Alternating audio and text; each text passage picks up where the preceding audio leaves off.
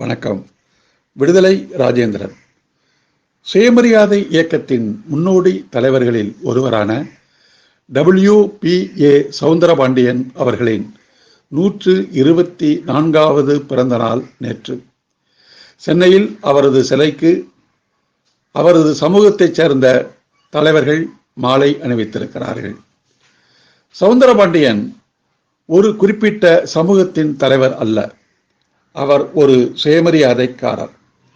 1929ஆம் ஆண்டு செங்கல்பட்டில் பெரியார் நடத்திய முதல் சுயமரியாதை மாநாட்டிற்கு தலைமை தாங்கிய பெருமை WPA சவுந்தரபாண்டியனாருக்கு உண்டு.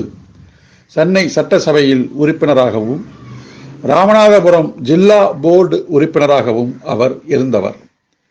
ராமநாதபுரத்தில் அவர் ஜில்லா போர்டு உறுப்பினராக இருந்தபோதுதான் அந்த மாவட்டத்தில் தீண்டப்படாத மக்கள் பேருந்துகளில் ஏற்க மறுக்கப்பட்டார்கள்.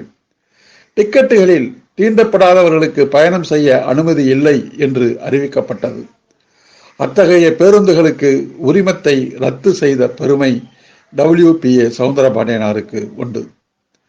பார்ப்பனியத்தை புறக்கணிக்க வேண்டும் என்று வேண்டுகோள் விடுத்த அவர் தன்னுடைய நாடார் சமூகத்தில் பல நூற்றுக்கணக்கான புரோகித மறுப்பு சுயமரியாதை திருமணங்களை முன்னின்று நடத்தியவர். புரோகித மறுப்பு, பார்ப்பன மறுப்பு ஒன்றுதான் ஒடுக்கப்பட்ட மக்களின் விடுதலைக்கு வழிவகுக்கும் என்று அறைகூவி அழைத்தவர். தலித் மக்கள், தாழ்த்தப்பட்ட மக்களின் உரிமைகளுக்காக செங்கல்பட்டு சுயமரியாதை மாநாட்டில் மனமுருக பேசியவர்.